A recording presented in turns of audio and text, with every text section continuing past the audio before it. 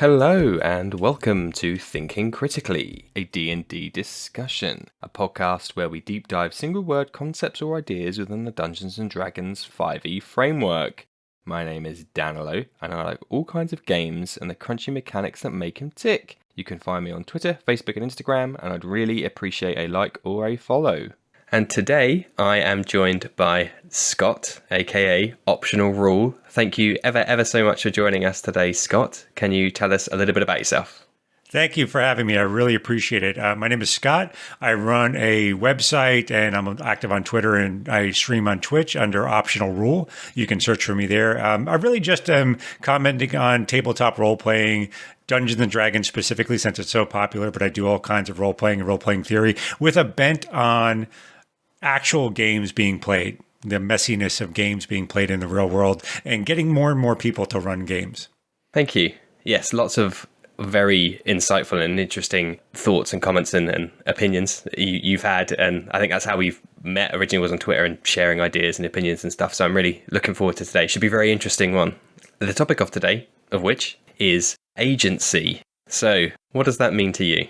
Yeah, that's great. So agency is really about choices, that the power, how empowered someone is to make choices, to decide what options to select. I think there's a couple of misconceptions about agency in the game space that might be worth addressing today, but it's really just about your ability to make choices, whatever options might be presented to you. Maybe even worth noting right out of the gate that in a game, as it relates to tabletop games, the DM dictates the options, the player dictates the choices, so they exercise agency, and the dice dictate the outcome. So that's really the core. Agency is a core component of gameplay for a player in any tabletop role-playing game. I quite like the symmetry there. It's like three pillars, just like there are three pillars of D&D. That's quite a nice marriage there of the two kind of frameworks. Let's start with the misconceptions of agency. I think it's quite, that term is thrown around a lot, just that single word agency and all the weight and the heft that comes with it is thrown around all the time. And I think everybody has a kind of a fundamental appreciation of, what it means. It's the players have or should have agency. So let's really dive in then with the misconceptions of agency or the perceived misconceptions. Yeah, no, that's great. So I think first, anything that's adjacent to a choice sometimes is mistaken for agency in games. So control is adjacent to choice. I would say agency that is co-opted or becomes unhealthy becomes an argument about control, not an argument about agency. That sometimes people confuse agency as being able to override the rules, or which is not always the case. Rules have a role. They're not all important. Nothing is all important, but agency doesn't always override every other element. And the other confusion part is to understand where an individual player's agency stops and another player's agency begins, or even the game master. I think a big underappreciated element of agency in tabletop games is the DM has agency too, because they're also a player. They're a player with a different set of responsibilities, and their agency is around the world and the world's choices and what options might be available to a player to exercise their agency. But the misconceptions are really around when does it become toxic, for a lack of a better word, where it becomes control, or where does it get limited? In other words, where do you surrender your agency in favor of somebody else's? That's a topic we've touched on a couple of times in previous episodes around, I think it was with acting, it was knowing when to create space almost for other players, and that a part of that is relinquishing some of your agency to enable other people at the table, maybe is a similar kind of conceit, I suppose. Yeah, I think something I always go back to is one of the big ways that tabletop role-playing games differ from something like a novel or a movie is tabletop role-playing games, there's a lot of role of negative space, right? In art, in visual arts, you have this concept of negative space, which is things not included that the observer fills in. Well, that happens as well at the table. You create negative space for another player to fill in, and your actions sometimes limit or enable another player's agency. Like, have you done something extreme now, whereas now another player at the table or the DM doesn't have a lot of options that seem reasonable to them to react to that, right? So the medium of our art form, if you want to call it that, is something about trading agency back and forth. That's the core of what improv is, right? So I think it just has a core role to tabletop role playing games. I think trading agency back and forth is a really, really nice way of putting it. It is that, this is going to sound weird, but like a collaborative tug of war, right? You're kind of on the same team, but you're also kind of not in some instances. That is a really interesting way of putting it. And I think that's one of the harder things to pick up when you come to it. That's quite a nuanced thing to know, to give somebody else agency at potentially at the cost of your own is like a super difficult thing, and one you never really, I think you can never master. It's just one of those things that you can just continually appreciate more, I suppose, is the romantic way to put it. No, that's absolutely true. The iterative nature of gaming and the sort of the contextual nature of gaming, it's evergreen. It's an evergreen topic. I think that's why you have such a wonderful podcast. I mentioned before we recorded that I've listened to several episodes. I really enjoy it. And it's because there's always a what if. And back to the example of agency, the metaphor I use in my mind is we all have this baby at the table and we're passing this baby around and everybody trusting each other to hold it right and love it right. And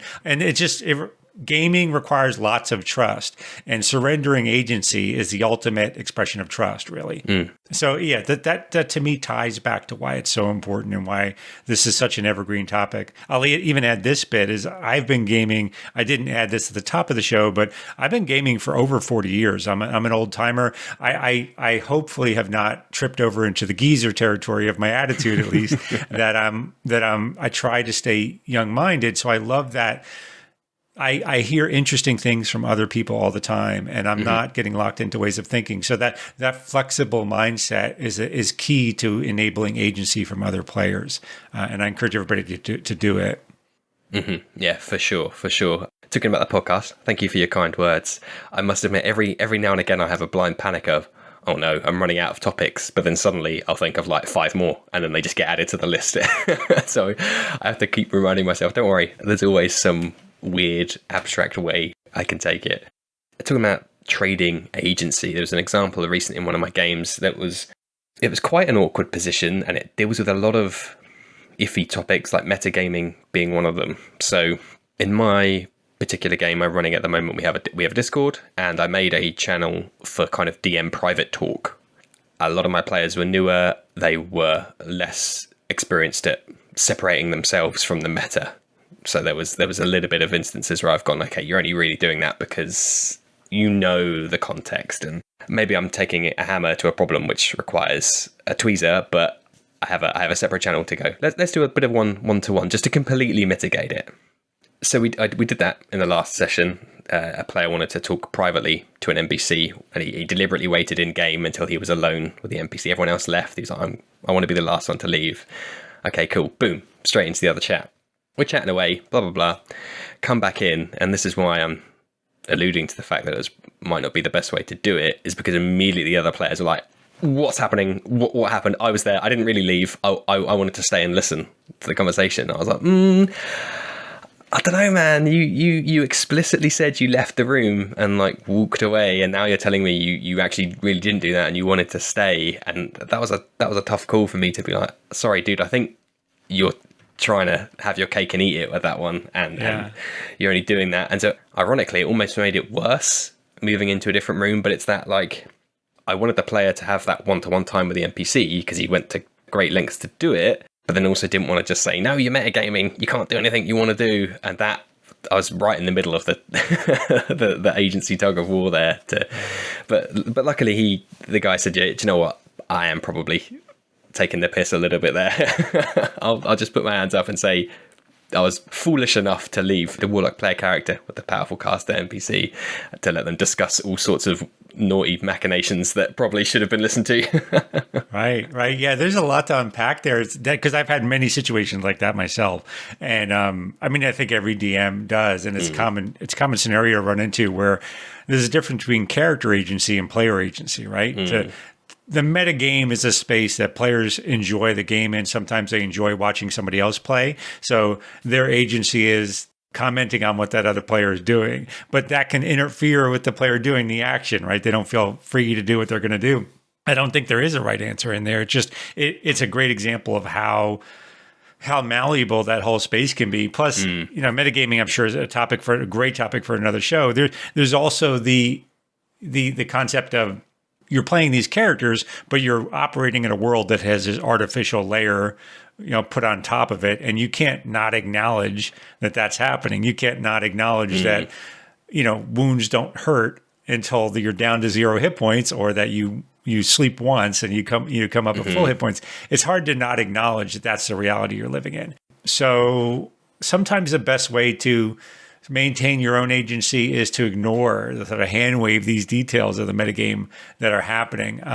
But other times you should just say what's on your mind and leave it for the game master plays that referee of deciding how much time each player should be getting and how much attention each player should be getting. So in a way, it's about managing time equals agency to some degree, right?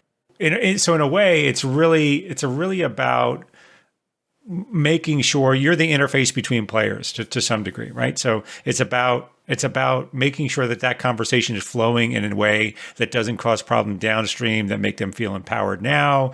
And maybe even just a conversation of like, okay, calm down. Maybe that itself is the game, right? Where that's just that fun part of the game. Okay, you've gone too far. Let's rein it in a little bit. Maybe that's the game.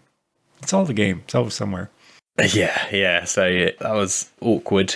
I mean, no, there was no shade, or no one was dissatisfied with the outcome. I think he was that was his output for probably really kicking himself in the backside for being like, "Oh, you idiot! Why didn't I stay?" He's just clutching at anything left to not let himself get screwed over by the warlock. Let me ask you a question. Do you perceive the player that asked to do that side conversation, was there fun about how much they could get away with, or was it really about the conversation itself? No, it was predominantly about the conversation. So this is a warlock playing a bit of a stereotypical warlock to the extent of they want power and so on and so on. And they are happen to be talking to a dragon in humanoid form, and dragons are innately powerful. So his whole thing was, I kind of want some private time with this NPC to see what boons that I can get that the others don't really need to know about. But that's interesting. It ties to our topic because that's character. That's a classic example of character agency, right? The player is trying to take that time for the character to carve off a little bit more power, but that ultimately that's about granting them more capability to do more things, more agency, right? If it was the opposite with that's why I asked the question. Sometimes it's about player agency. Like I, as a player, can get a little bit more space or get a little bit more, which is no shade on that. That's perfectly fine. But then that's more about the player being a bit impish in how much can I get away with here, testing their boundaries, which are both valid. They just come at it from different. Again, it's just that idea of managing how much agency you can get for either your character or yourself as a player, I think is the core lesson there. Yeah, for sure. I mean, to be fair to him, he does swing a little bit to the impish player side. It's not all benign. So, I do too. It's okay.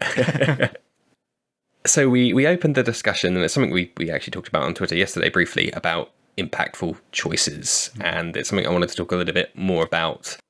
So funnily enough, it's good timing actually, because I just recorded the game that I'm a player in last night. We streamed and recorded it for the podcast and whatnot. And a lot of that was unimpactful in the grand scheme of things, but it was 4 hours worth of game time. So I just wanted to know like a little bit more if you could elaborate on what would be the definition of an impactful choice regarding character and player agency.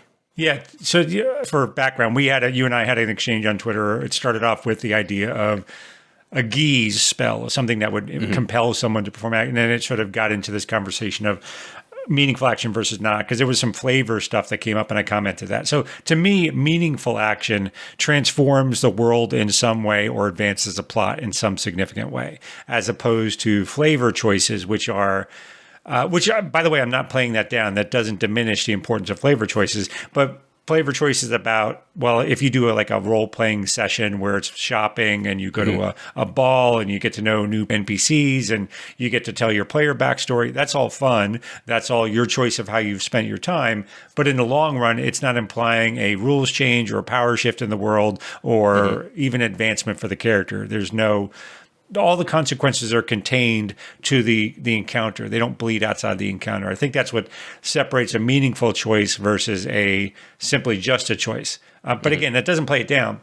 I tend to give more latitude towards flavor choices. Really, just at that point, what your character background is, what color shirt you buy. You're the player is the game master in that context, right? They control most of the world. But how does the world react to it? And I was thinking about this actually before the show. I had never verbalized to myself, but a character saying what impact it has on a world is bleeding over into the game master's agency, because the game master's choices, the game master has agency too. As I said earlier, they're another player at the table. Their choices are, how does the world adjust to this choice that the players made? The dice might even say the outcome, but how does the world react? What choices the world make to this? The narrative choice here, that's really the domain of the game master, and they're there to have fun too. They're not there just to be an encounter dispenser. So just like you would worry about intruding on the agency of a player to ruin their enjoyment, I do think it's under acknowledged that we should leave some agency to the DM, that they're here to enjoy the game just as much as we are.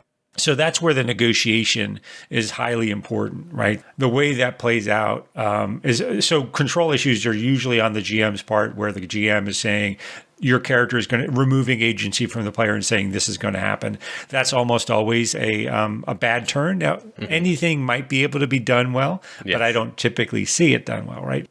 So I guess just in terms of, we'll talk about the geese thing in a second, I guess. But in terms of what constitutes meaningful versus not meaningful activity, I think it comes down to the ability to affect the world outside of the encounter.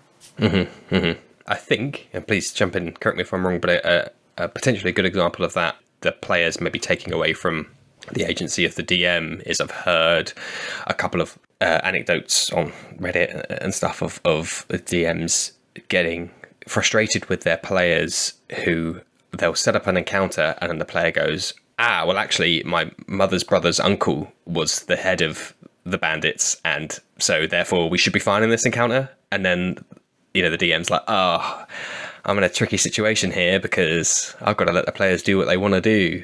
But it's that to me is a crystallized example of the player basically running the game at that point to a certain extent. I agree. I agree that that's problematic. I don't agree with that player's premise that you're the straw man player that you just presented. And that's a typical, I think for game masters, that's a typical scenario. Game masters get beat down with this rule of cool. You should allow things the players do because it's cool. And my thinking is maybe, sometimes it's cool. I have yet to meet a player who didn't think that everything they did wasn't cool, right? So it's okay to say no. I think that's the core. It's okay as a game master to say no. Like, okay, that's gone a little too far. As with everything, there's a balance there, but we get beat up a little bit more with this idea that the game masters have an adversarial point of view simply because they don't give in to every idea a player has. That's not the case for 95% of most of the DMs I know. Like our hat trick here, our grand magic act is to act like we want the players to fail. We don't. We want them to succeed. The monsters want them to fail, right? The NPCs want to win, but the game master always wants the players to win. So I think there's given a little bit too much air to this idea that game masters are adversarial. They're not. They're getting you to sort of feel a sense of accomplishment. And part of that is this heart-wrenching element that you have to allow players to fail. Because I don't want that. I don't want it. It's no fun for me, to be honest. But it's no fun for me either to give it away to them. I want them. So back to our topic, right? I want them to use their agency wisely. I want them. Where my fun is to present a scenario, watch them use their agency to bring back things to me about how they can unravel and how they can solve the situation. That's what I enjoy about watching my players. And when that's done poorly on the player's part, or sometimes on my part, sometimes I think I'm giving them agency and they don't think about the thing I wanted them to do, and now we're in trouble. One of the things about misconceptions I talked about earlier, this misconception of where the line of agency ends. And that's a difficult thing to define. That's a big misconception on the part of the players. I would define that line as expecting an outcome.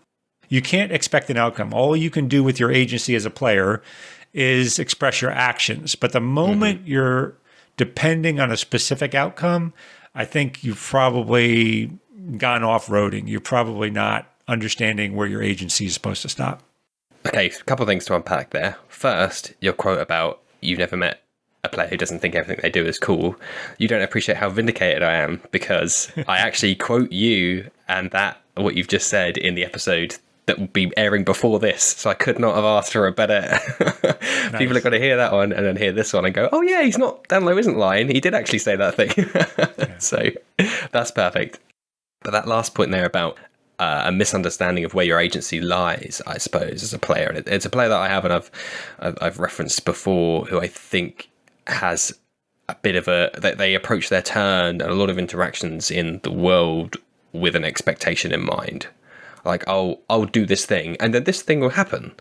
And then, of course, because human beings are different and I am not that person, I understand it in a different way. I comprehend it in a different way. I approach it from a different way.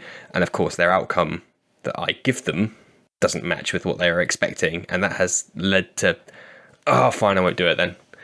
And then I just feel the worst. That's deflating. As a DM, that's like, wait, that's not what I was trying to do. You're speaking a language I don't understand. I don't know what to do here. Without becoming a whole different game master, I don't know what to do here. Right? Yeah, precisely. And that's happened a couple of times. And I've said, like, tell me what you're trying to achieve, and I can tell you or help you tell you what you can do to achieve that, rather than just starting at the end almost. So that's something that we're having to work on. Work on makes it sound like it's a problem. It's not a problem, but you know what I mean? Like, we're having to meet in the middle a little bit and kind of reframe both expectations on both sides. Yeah, I think this, I'm not speaking to your example. I'm speaking to the topic, because I don't know the people involved here. But that's a mismatched assumptions, right? So that's, which is mismatched assumptions in tabletop role-playing games is about this expectation of how are you going to use your agency, right? And in these cases, it means that I think players sometimes, when you reject their assumption of how something is going to work out, they feel like you're questioning their logic, or vice versa. Maybe the game master always feels that way. Maybe can also feel in the opposite direction to our game master, and that fundamentally becomes so the argument now isn't about the action; it's about the logic behind the action, and sort of there's this quasi. Someone feels personally slighted, and that's one way that games can slide to a bad direction. I wish I could give you a magic way to solve that other than session zero. That's often the way people do it. But that's just a mismatch of how you think you're going to use your agency. Yeah. If you could give me a silver bullet, that'd be fantastic. But I know that it's not possible. So yeah, that's something that we're slowly meeting in the middle and coming to more aligned expectations, shall we say. If I can offer some advice, I have a... in my real world life, I work with lots of entrepreneurs and startups, and there's this concept of a pitch deck, which means before you spend a lot of time getting to work with someone, you pitch them the basic concept of what you're trying to do. I think that has a lot of utility for games. So I have this pitch deck I do for players before I get into a campaign, so they understand the tone of the campaign, the types of rules we'll use. And I do think that that's a tool that can be helpful. We focused on session zero. Safety tools is what most people focus on with session zero, which are supremely important. I don't want to play that down, but I will also say there's more to it than just safety tools. It's about play styles and assumptions and what kind of story you're telling and what you're buying with that time together. I think that's a tool that can help with it, but there's no magic bullet. No, you can be in the safest game in the world and still be expecting completely different games and approaches and stuff. So absolutely, for sure. Okay, so why don't we move on there? And you mentioned it, the spells and abilities that can take away agency. So for context, the same NPC, the humanoid green dragon that the warlock was speaking to in my earlier example, green dragons in the monster manual specifically like manipulating elves, as they see them as haughty and holier than thou, and they live a million years and are typically more educated, and however you want to spin them in your world. And I have an elf player character, so of course I'm gonna lean into that to give that character a little bit of time in the spotlight, and they get some unique interactions with this NPC that the other characters don't, because they're just, I hate to use the term, lesser races in the eyes of that NPC. Sure. And so it's weird because I go on to my players and I've written things about my guy syndrome and how it sucks and you should never do it. And it's always the player's responsibility. And then I'm literally in that situation myself, but with an NPC. And it was a really discombobulating experience to almost out of body to be telling myself off for even considering that. It's so weird because the first defense I had was, yeah, but the dragon would do that. So that's totally okay.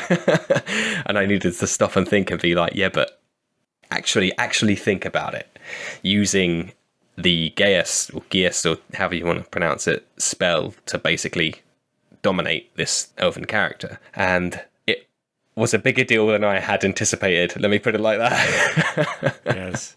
Yeah. To use an Americanism, I always think like, "Ooh, you ain't never going to get out of this one." It's a very complex knot because there's several things going on there besides just the Geas, right? There's the idea of forcing a point of view on a player character, right? Which that sounds more intrusive than I mean it to be, but players can sometimes take it that way. Basically, you want them to adopt an in-character priority, right, based on a spell.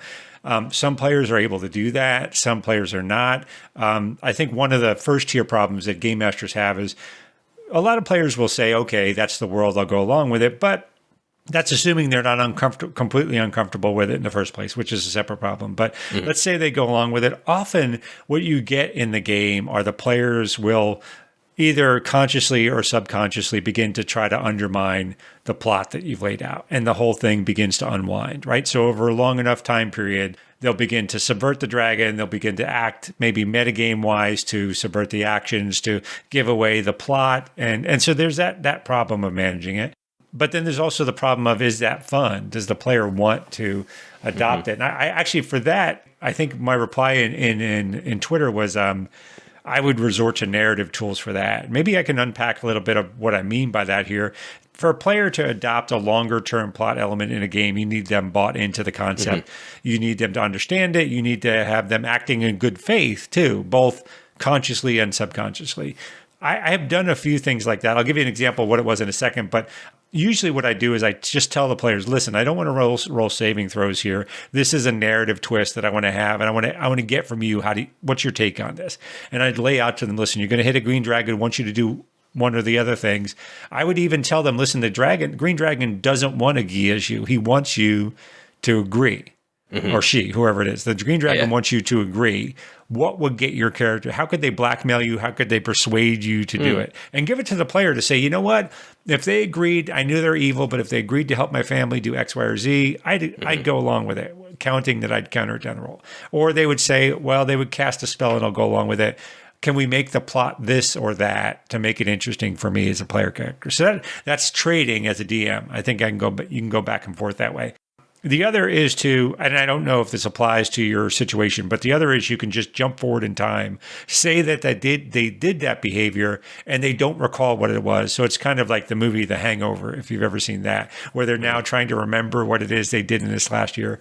Again, you want to get buy-in from the player to make sure that they are okay with that plot line, or they trust you enough to surrender. Okay, whatever I did, you tell me, and I'll roll with it. I did in a Conan game. I was running a Conan game years ago. They had an encounter go poorly. The player characters all got captured. I actually honestly didn't know what to do, so I had them tied up in some cages with some mage in front of them cackling and saying, now you're going to serve the purpose. And he burned some incense in front of them, and then they blacked out. And I needed a session because I had no plan for this. I didn't know what I was going to do. So I talked to them in between sessions and said, hey, this is what I'd love to do. It's going to be 5 years later. You're going to wake up. I cleared all this with them. So to give you the narrative, they wake up in the middle of this war. They're in these in amongst this burning incense. The plot line was this brought them out of whatever magic. It was a similar incense to what was brought them into it. And they had been a soldier, a mind-controlled soldier in this person's army for 5 years. And now they had to unravel that narrative. They were down with that. They loved the mystery of it. They trusted me enough to sort of go down that road to see where they were. And that worked out very well, but it involved a lot of negotiation, a lot of talking. So that's, to me, I think, are the options you can use for something broad and long-term, like a Geas. I think that there lies dragons, right? Literally, yes. Yeah, I think I am probably too, and I've mentioned it before, too prideful, or, I'm too I'm really not precious about some things. So like my whole thing is relatively sandbox, and if people don't go somewhere, I don't pick it up and put it in front of them. That's fine. That's okay. It's, you know, part of the social contract of me being a DM is I'm willing to sacrifice things that don't get touched on. Like if there's rooms in a dungeon they don't go to, that's fine. I've agreed to essentially waste that time. I'm in with that.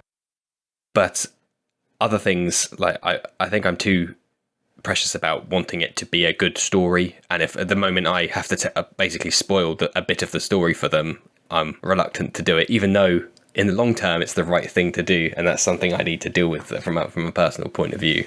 Yeah, I'm not dissimilar. I have to be honest. I find that a bitter pill to swallow. To sacrifice this sense of the integrity of the world. When I was younger, I was horrible about it. It's like, oh, the integrity of my world. I'm more loose about it as an older game master, but I struggle with it. Mm-hmm. That's why I love the idea of the suggestion I made was ask the player, like out of character, what could your character be offered that would get them to do? Because the Green Dragon would love corrupting them naturally without a spell. So that provides me both as a GM with a great plot line, and them as a player with some agency to go, okay, let me game master for my character here a bit. But not all players are good at doing that. Yeah. And to be fair to me, the Green Dragon did open. His opening gambit was, elf, come and be with me, and I will give the rest of the party, whatever they want, no questions asked, and we can leave as friends. To which he didn't quite, for some reason, didn't agree. So.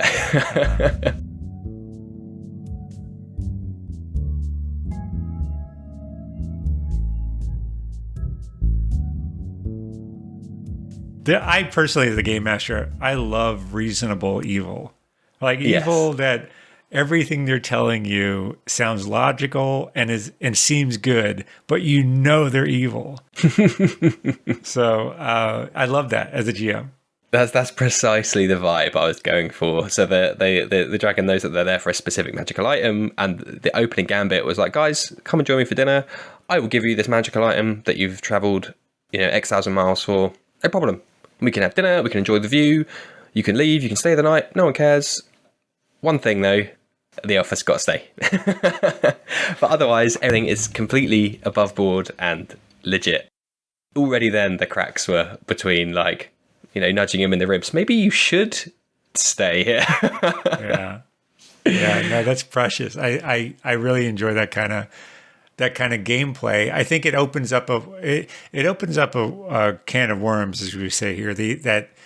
Because then the debate is often, okay, if that's allowable, if Gias are allowable, what else is allowable? And then people begin to, what's the line of sacrificing aging? Because we have a system, we have a game system that runs a certain way. I'm not going to tell the game master, I as a game master, I'm not willing to lose all of my options within the rules just because someone doesn't like them. Mm-hmm. But yeah, I'm uncomfortable with Gias, but I'm also uncomfortable with removing it from the world entirely as an option, right? Mm-hmm. Yeah, precisely. No, and I totally get. I know, as I said, I opened that tweet with, I know this is bad practice, so it's difficult, and I must admit, maybe I'm blessed, but my players have been subject to. It's going to make me sound like a horrible DM, but have been subject to charm person before in the past. But actually, they've really lent into it. So they were fighting some kobolds, scale sorcerers who have got charm person, and also they can use sorcery points to get around the advantage that the players would have on the save. And one failed, and he actually dealt with it. He was like, "Oh, okay."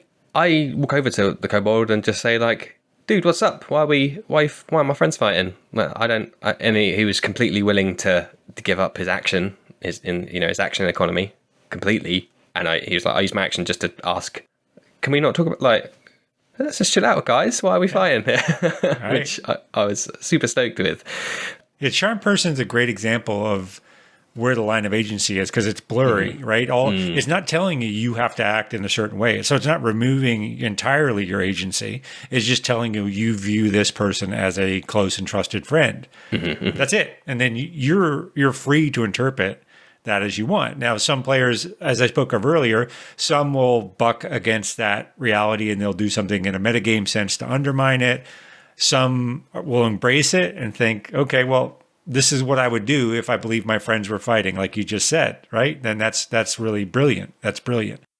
I think it's questionable as to whether they're losing their agency. It's just limiting their options. Yes. Because you see similar arguments about, there's sort of a descending scale of arguments about where agency lies. Charm person is firmly in the middle and very difficult to ascertain.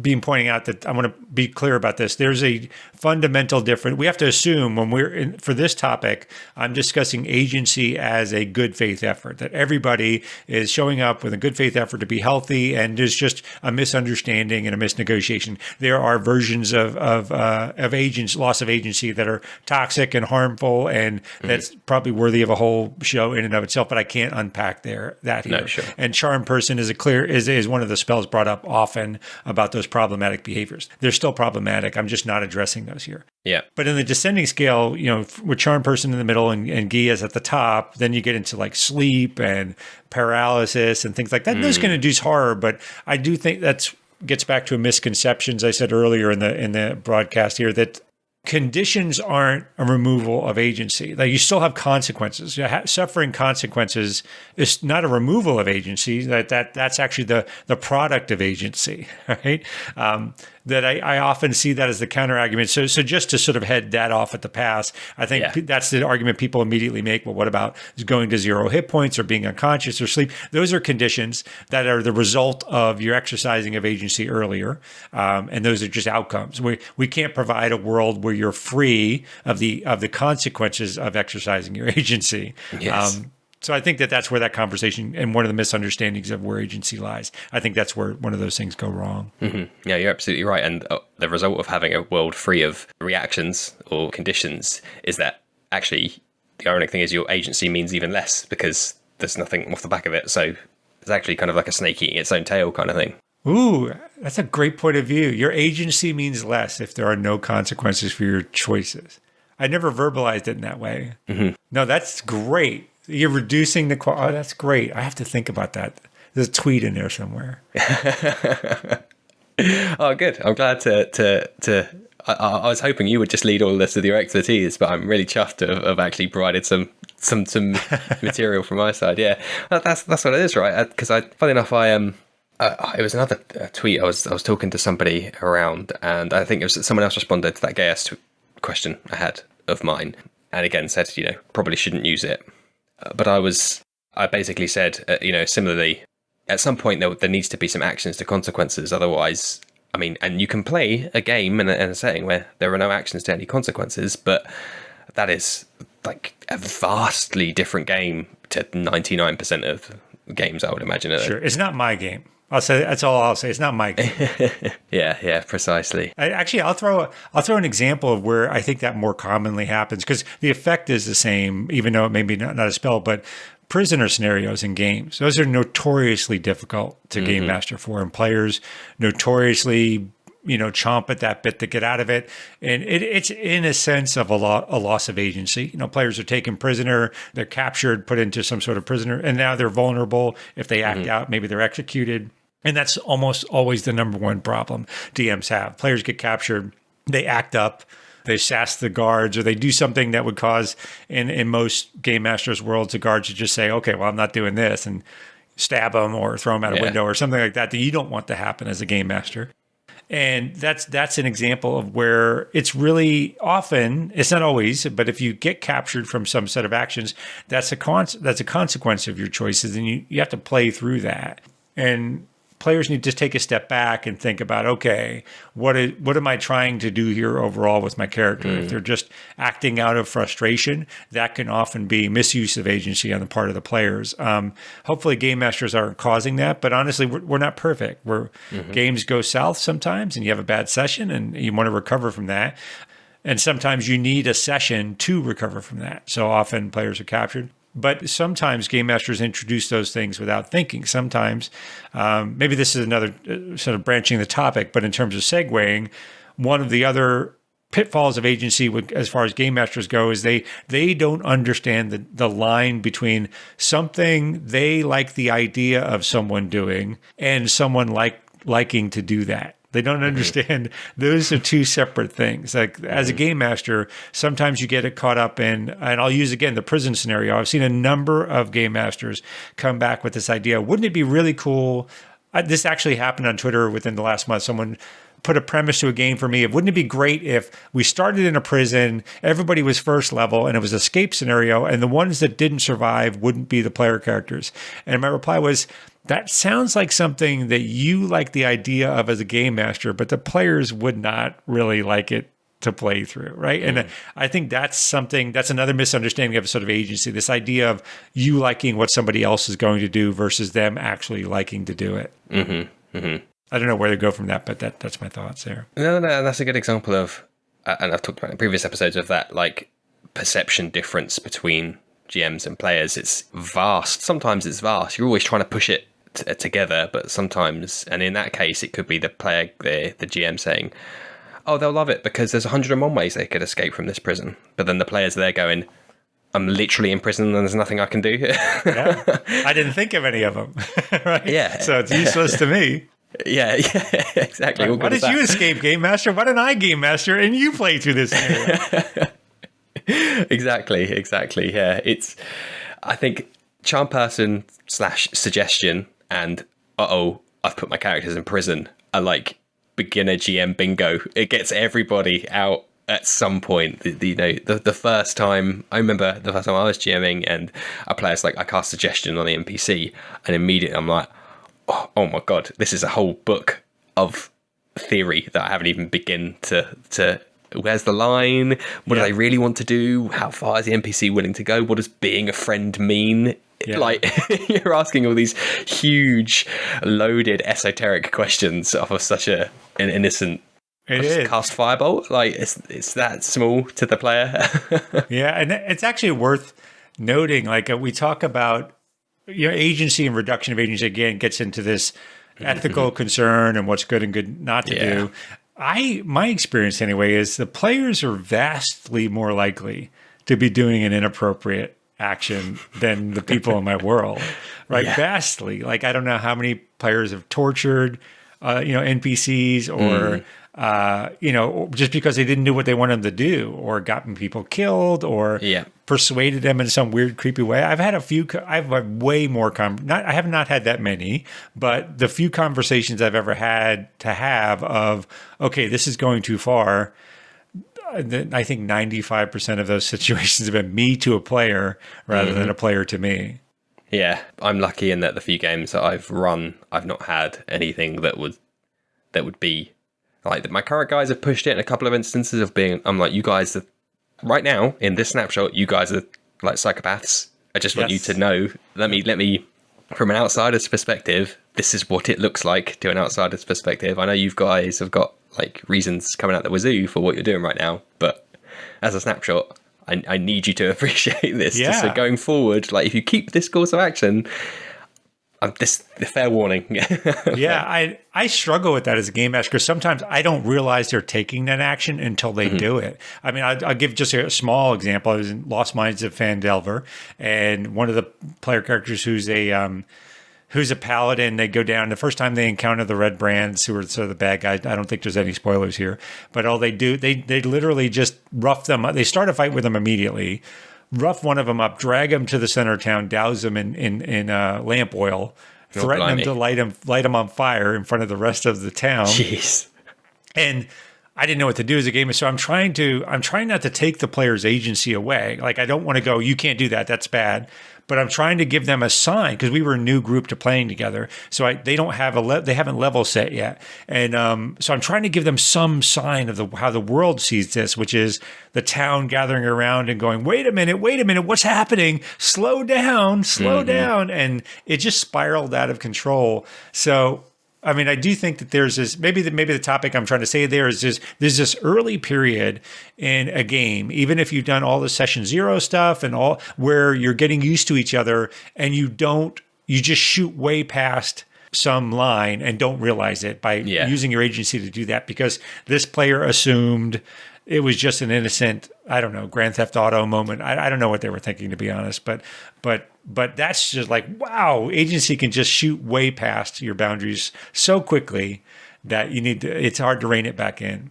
Yeah, no, it ties into what we were talking about earlier on about how the expectations might be different. So one player's expecting one thing, you do another, and just that, those two, the immovable object and the unstoppable force, has suddenly gone to, okay, we're at a bonfire now, and the guy's covered in oil, and I don't think anyone was expecting it to get this far. No. That's such a tricky, I feel for you, because it's such an awkward situation. I think my advice would be in that gestation period that you said there, like post session 0 but still in the early days, I was thinking maybe as a GM, because you have more power to do so, would be to maybe this isn't a good idea actually now I'm saying it out loud, but to layer on a little bit heavier of the reactionary elements, just to embed it in at an early stage, to say maybe if you antagonize this guard, maybe because we're session 2, 10 guards show up and are like, don't beat up our friend. Just maybe, I don't know, maybe that's bad because that's setting a false expectation and is then, the GM overstepping their boundaries. I don't know. But if it helps to reinforce that, hey, antagonizing guards is going to get us in trouble, I don't know. I'm just... Yeah, no, that's great advice. I wish I've had different, again, I've been gaming for 40 years, so I had different, that in particular group, honestly, I ended up getting, we went for months. Mm-hmm. We had problem after problem like that of just misaligned expectations. It ended with them being knocked out with a fireball. This mage that literally I'd set this whole thing up where he could read their mind, and they were literally talking back and forth about, he has nice stuff, we should kill him and take his stuff. And this mage is like, what? And he was even like pouring, I was trying to role play it through, he's pouring them tea and be like, I really think we should work together here. And like they just wouldn't do it. So he just fireballed them on the road. And I ended up closing that game. I just ended up moving on because it was a misconception. But when I do it well, because sometimes I get caught off guard and sometimes I just got nothing. I'm reacting and like, whoa, I'm trying to backpedal quickly. But when I do it well, I usually just cause a pause and I say, I see what you're trying to do here. Generally, I run the world a little bit less murder hobo-ish, but I try to give them something in return, right? A negotiation is always about giving something up. So I let them know, I'm already sacrificing agency, or you don't realize that. I'm not going to have, every NPC you run across is not going to try to kill you. What you're gaining by not acting this way in the world is that the world is not going to try to kill you and dump you in a ditch at every turn. Most people don't murder each other over simple disagreements. That's what I'm telling you about the world. Most people, once they've won the fight, they have no compulsion to sort of kill you. So you have a chance of stabilizing if you're knocked out or being captured. So that's what we're trading off here. I want you to understand that's where the world is. So if you act like a murderer, the world is going to treat you like a murderer. And a lot of people can accept that logic, but that's really where agency is interesting. There's not a bad way or a good way to do it. It's just your style, right? Some people like that escapism. Some people, heck, some people, there's an assumption now. This is an interesting part of agency to me in modern D&D, especially when you look at module creation. Rime of the Frost Maiden being the last module released from the official set is more of this than any module I've seen previously, but it assumes the players want to be heroes. It deeply assumes that as a fundamental assumption of the module itself. Not a bad assumption, but coming from older school D&D, I can tell you most of the history of D&D did not assume that. It left it up to the player. Evil was a totally valid alignment to choose. Now, I never liked that. I never really enjoyed evil. I get enough of that in the world. I don't need that in my games. But it was never thought of as an invalid option, just not fun. But now it's sort of assumed that the players want to be heroes. And there's an assertion being made in some modules about what heroism even is, which is an interesting topic. But the core of it is, it's assuming that we're all on board to play a certain way, which is a curious lack of agency for a central module. And I really don't think it's the place of the module to make that assertion. But anyway, I don't really have other than observing from a historic point of view that this is a fundamental shift in assumption for published adventures. I'm not quite sure what to think about it. But I'll note that it's happening. I have very little experience, so I welcome the experience of the modules and stuff. I would say that I would consider, pretty much in any setting, in any module, it to be heroism agnostic, I suppose, in a way. Like, it shouldn't matter what, as you said, there should be no presumptions that the players are going to be the heroes. When you're reading of modern modules, would you assert that that's assumptions that those modules share, or what do you think about the underlying assumptions of current modules? I have a huge amount of experience. I know more from I know like the infamy certain modules have rather than the nitty gritty details. Like Tomb of Horrors, that thing. Yeah, and like Curse of horrible. Strahd can be a bit unwelcoming, shall we say, at the beginning straight. So I'm not too, I have to say, familiar with the nuances and the specific themes of them, except that if I were to write one, I would expect it to be heroism agnostic, which is a term I shall endeavor to coin. Yeah, no, that's great. And I love that you brought up Curse of Strahd, because that Curse of Strahd has become the Skyrim of D&D modules, where they just re-released that. They're doubling down a lot on Curse of Strahd. No shade on Curse of Strahd. It's a great module.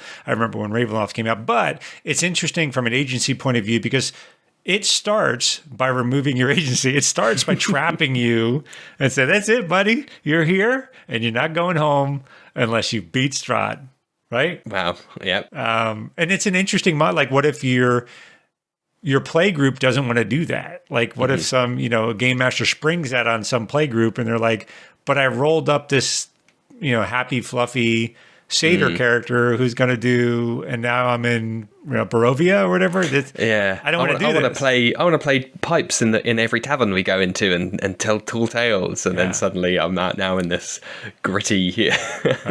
Right. So agency is always on rails in D&D. We try to pretend that it's completely open. Even in the most sandboxy world, there's a limit of what choices will get you.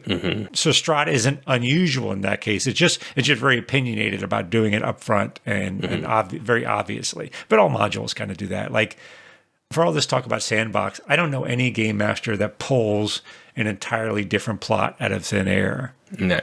And to some degree, like the players, well, I don't want to go on that adventure. It's a totally valid answer for the game master to say, okay, well, you guys sit around for a year. Yep.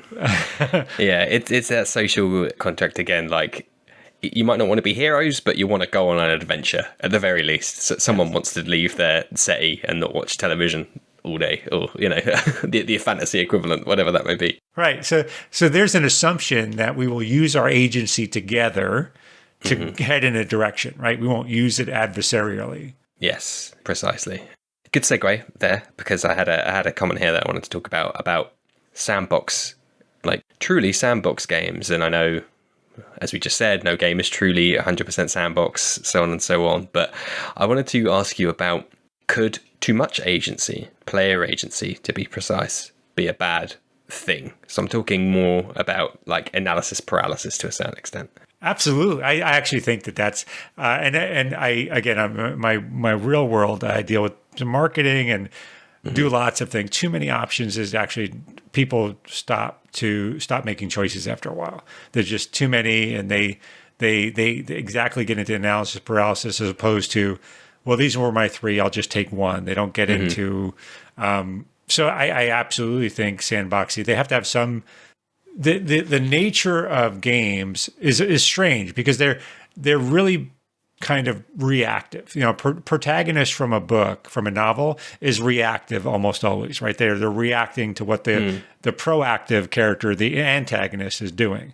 And that's almost always a setup. Now, there's a bleed over to that in games, but this doesn't have to be that way. Like, this is actually, as a player, I sometimes have difficulties with DMs, because I'm extremely proactive. I want these outcomes, and I'm, again, maybe because in real life I deal with a lot of startups, I'm really into like, nope, I'm going to go do this. And I hit Phandalin and Lost Mines of Phandelver. I want to establish a town guard. I want a town council to get together. I'm going to befriend all the merchants to make that happen. I'm going to do this and that and the other thing. And game masters don't know what to do with that, right? They had their adventure prepared, and they go, whoa, I don't know what to do with this. Or sometimes they're like, I don't want to do all that.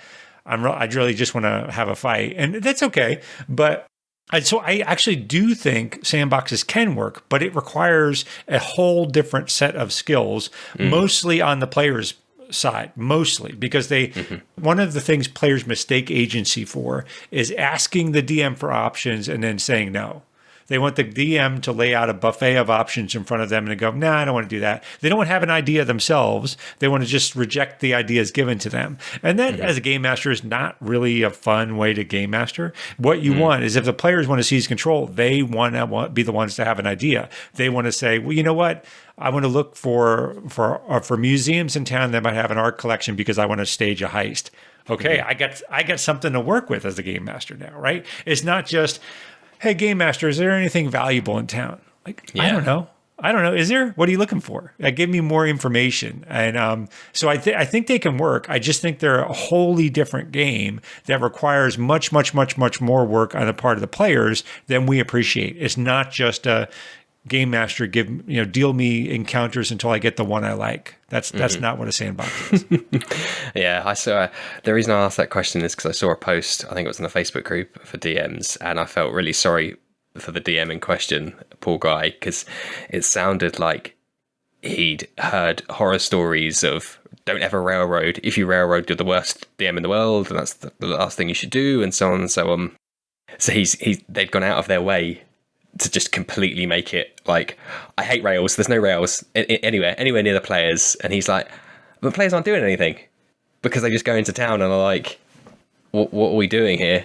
And the DM's like, I couldn't ever possibly even suggest what you might remotely want to be doing. It's up to you. And of course they are, like you said, they're just like, okay, yeah. I guess we'll go to bed. Yeah. Well, but that's an important, and this does tie to agency. Railroading is a perfectly valid way to game master, but people misunderstand what railroading is. People having a sort of this encounter moves to that encounter, that's railroading, and that's actually perfectly fine. If you go, a lot of modules are set up that way. You go to Xanathar's lair, you fight some of his bullies, you find the clue that moves you to the next encounter, and that's the way it goes. That's kind of a railroad, but that's okay. People mistake the game master is only giving you one outcome, one option to choose. That's actually bad. So just saying, well, so I brought up earlier, Tomb of Horrors. That's a horrible adventure. I know old timers especially, man, I love my old timers, but I don't identify with them often. They love to put that out as a great module. It's a horrible module. There's a lot of, this is the one answer to this one question. And if you don't pick this non-obvious way of doing it, you fail the module and you die. That's hard. That's very toxic railroading. Yeah. As opposed to saying, well, you're going to go to this location, find this information, move to this next location. And there's not really a lot of ways to vary those sequence of encounters, but you can determine how you move through the encounter. I think railroading is perfectly fine. Dictating the only one choice to move things forward, that's not really railroading. I think that needs a different term, but that's generally what people mean. And that's a loss of agency. That's actually not good. Yep. I agree. Yeah, I was just about to say that is equivalent to casting gas and saying, do this thing. Yeah. It's essentially the same. You've just dressed it up as DM fiat at that point. Yeah. Yeah, so it's a balance, I think, and I like to set up a house of cards, essentially, in each of my chapters, and then let the players loose with slingshots to knock the house of cards down. But how they do that is completely up to them. But I'm a huge proponent of, like you said, the antagonists being proactive to a certain extent. So like, there's always like the house of cards is set up, or the dominoes are there, and the antagonist might be willing to push over his domino on his end based on some certain context, and that's going to happen whether the players do something or not. Like, that kind of thing. Like, if the players never turned up, that's still going to be knocked over, and those dominoes are going to fall down. And next time the players turn up, it's because they weren't there. I've had players actually ask me, they've actually used this term, does the simulation run in the background? So you can tell they're coming from computer games where you get a quest and the quest kind of hangs out there, even though they'll often say, this is urgent, you need to do it right away. Yeah. It'll wait until you get there. What's the point of doing that in a tabletop game, right? The world runs risk management. Deciding on where your likely outcomes are to be is a big part of what I want the players, or at least the play experience in my game. Like, the players may not like it. That may not be the kind of game they're looking for, but that's the kind of game they're going to get because it's what I enjoy. That's it. I guess going back to GM agency, there's this idea that the GM needs to be anything the players want him to be.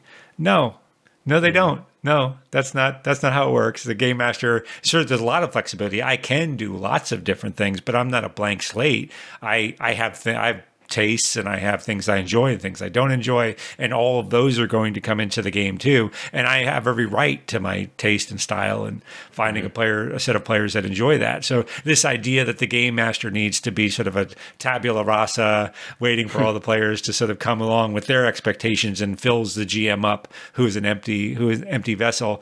Yeah. I think that's just so misaligned. I don't even know what to say. That it's okay for the DM to have things they enjoy. It's okay for them to make the game somewhat a part of that. Hopefully they enjoy trading that with players, right? But we have to have a bunch of opinionated people coming together to form some common narrative, right? So there's got to be enough surface area between those expectations to make it worthwhile. Mm-hmm. Yeah, absolutely. It's so tricky, and every game's different, but that's why we're here today, and that's why we're talking about all these interesting little bits and bobs. Did you have anything you wanted to talk about specifically about agency that we might not have covered yet? I don't think we can talk enough about this topic. I don't think we can talk enough about. The one thing I think we probably need to talk about is the role that trust plays in games at all, right? And that their level of comfort is often proportionally related to their level of trust, right? So they'll higher the level of trust, the higher the lower agency they might need. So maybe it's inversely, but the more comfortable they are with surrendering it, because they understand sort of the boundaries that we're working with. They understand. It's like when people often are activated and vigilant for inappropriate conduct in games. You hear that a lot about on online talk. And once things go there, it's very difficult, but that's not generally a factor in my games. Like I don't think a lot of the things that people would tag as inappropriate, not really something that happens in my game. That's just not my game, right? So playing someone come in, new players are often vigilant with each other and reluctant to sacrifice a little agency around these areas because they're vigilant, right? They're okay, let me see what we're talking about before I go down that road. And that's actually good, that's healthy, that's good. But once players get into it, they like, Scott's not going to, do anything weird or creepy. I'm cool. So that level of trust are willing to give up more agency. So agency isn't one thing, right? It isn't a static value that people enter into a game with. It fluctuates over time depending on the value of this issue to the player or the GM. It fluctuates over time based on the comfort level of the players with each other and with the GM. And trust is probably, agency is one item, but trust is probably the common fuel for all elements of a game. How comfortable are you role playing? How comfortable are you with player choices? How comfortable are you with disagreeing with another player? How comfortable are you with giving up some agency to someone else to let them shine for a little while? All of that is trust is sort of the foundation to do that on. So if you want to manage, you can't manage agency directly. Manage trust, and agency will follow as a sort of a follow-on property of establishing trust. Mm-hmm. Yeah, exactly. Yeah. The only thing I'd add to that is that I've said before, I've told my players like you have to trust me. I'm not gonna ruin your game. I wouldn't be playing it if I'm here to ruin your game. So like if I need to have your character do something, like just trust me that in the long run it'll be worth it. I'm not here to kill. Like I'm not just gonna be like, a rock's fallen on your character and you're dead, because that sucks. So but trying to build that trust, because then it just brings the level of the game up to everyone's enjoyment. Yeah. On trust is tell me what you want. Sometimes don't leave me to guess what you want. So that trust piece is, a lot of times I'll get feedback like, well, my character's feeling X way. I think I tweeted about this recently. What I need out of that, I'm glad to know how they feel, but what I need out of that is what do they want to happen because of that. So I had a player tell me their character was feeling unsure of themselves because a bad thing happened to the party once, so they're insecure. And I've tried to put in a couple events that gave them the opportunity to shine, but they didn't bite at it. And I've asked them, what would it look like? If not this, what else? And so this is about like, how can I use my agency as a game master to let you use your agency in a way that advances your character? So sometimes I'm not trying to be obscure. I don't know what you mean. No. Yeah. Yeah. It's that, like you said before, tell me what you're trying to get at and let me enable it for you. And then you have this positive feedback loop. and everybody's having fun. Yeah, and give me enough distance that I can act like it's my idea. Give me enough distance that I can pretend that it was my idea in the first place. Yep, yeah. Sounds so easy. Why don't everyone just do it? It's a piece of cake. Yeah. Cool. So yeah, that was super fantastic talk, and I, again, like you, we could talk about this all day and still never be anywhere near some finished product. So thank you for your time today, Scott. Is there anything you want to plug? Yeah, thank you very much. It was really a pleasure to be here. So thank you very much for talking to me. Just a few things. I'm on Twitter at Optional Rule. No spaces. Just look me up on Optional Rule. Follow me there. I carry a lot of conversation on there. I have a website where I blog about all kinds of things. Gaming related, mostly D&D. I put up some mounted combat rules recently. I think I'm going to post something on Surprise this week, but I've got a blog extending back for some time. It's called optionalrule.com. Again, no spaces, no funny lettering or anything.